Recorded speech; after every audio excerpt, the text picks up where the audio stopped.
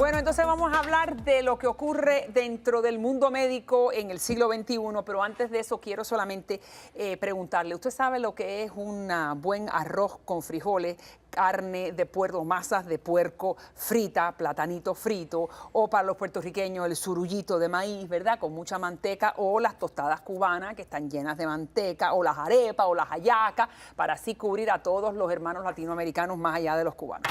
Está con nosotros el señor Rafael Bermudo, que es el experto en lo que dice la ciencia cuando se basa en la tecnología. Gracias nuevamente. Y en croqueta. Y en croqueta. ¿Y por qué empiezo con esto? Bueno, la croqueta y los pastelitos de guayaba. Mire, yo soy la pegadora número 1.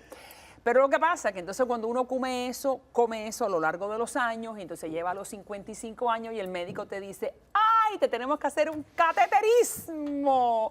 Porque has comido bien. Y entonces ahí es donde viene hay un nuevo desarrollo en la ciencia del cateterismo que sin duda el público debe ser muy conocedor de este término porque ocurre a menudo. ¿No es así? Correcto.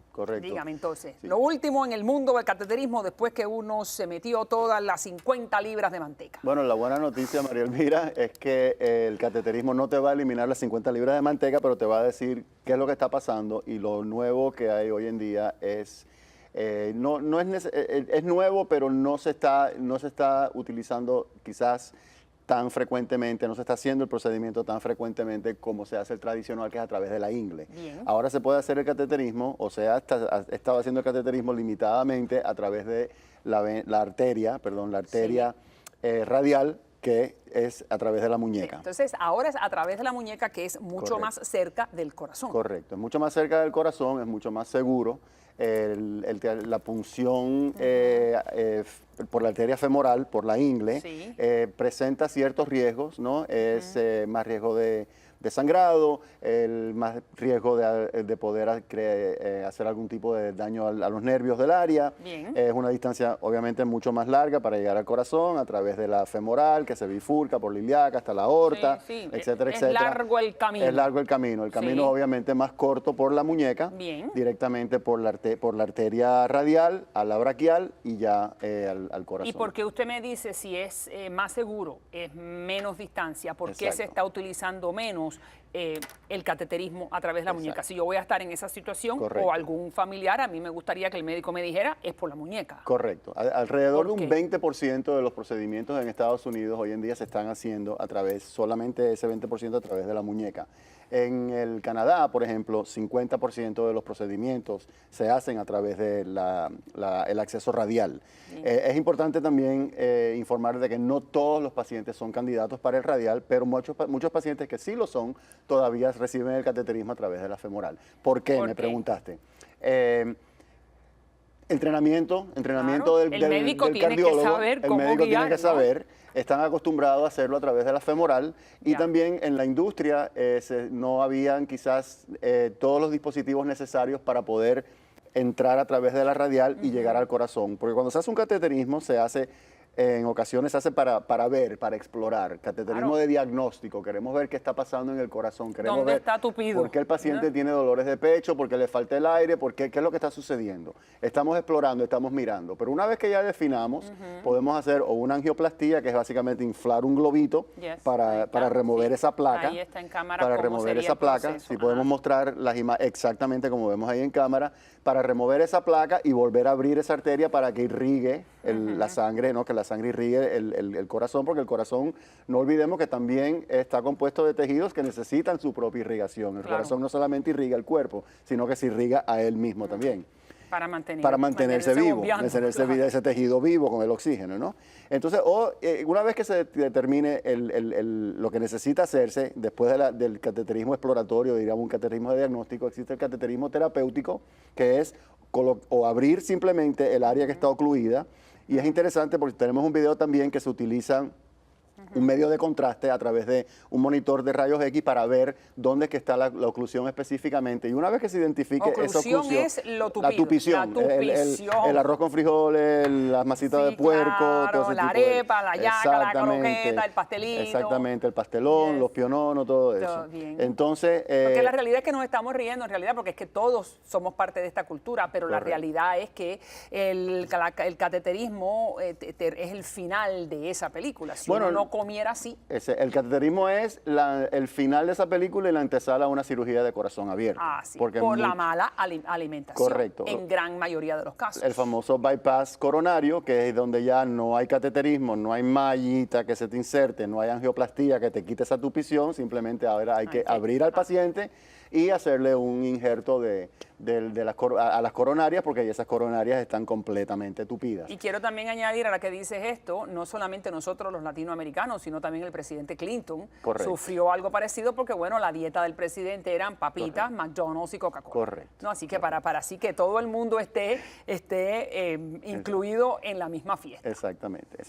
El presidente Clinton, ese fue el primer paso antes de tener que hacerle un bypass, no sé, eran 3 o eran 4. Arterial, correcto. Arterial. Coronario, Bueno, exactamente. entonces, me dices cuando la persona escucha un cateterismo, hay que tener miedo, hay que sentirse preocupado porque entra pero no sale del quirófano. Eso es lo que todo el mundo piensa. Usted se ríe, pero la realidad es que dicen, ¡ay, a Pepe hay que hacerle un cateterismo! Sí, no, el procedimiento es un procedimiento muy seguro, o sea, un buen cardiólogo intervencionista, que es el que hace este procedimiento, no es un cirujano cardiovascular, no es un cardiólogo, simplemente es un cardiólogo intervencionista, hace el procedimiento, es un procedimiento muy seguro, muy avanzado ya, y no tienen por qué tener miedo, o sea, simplemente la recuperación también del cateterismo a través de la arteria femoral sí es más lenta porque el paciente necesita, una vez que se le extrae el catéter, necesita estar de 2 a 6 horas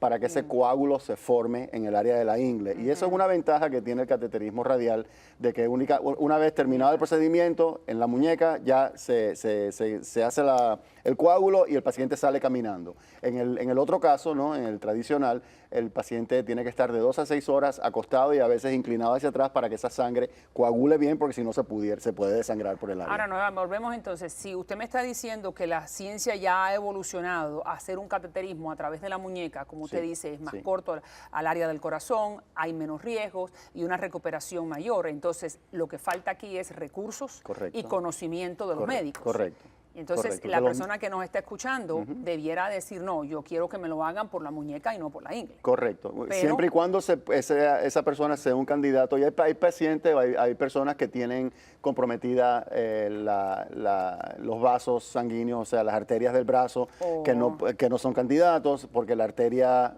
radial es más estrecha que la arteria femoral. La femoral es una arteria mucho mayor.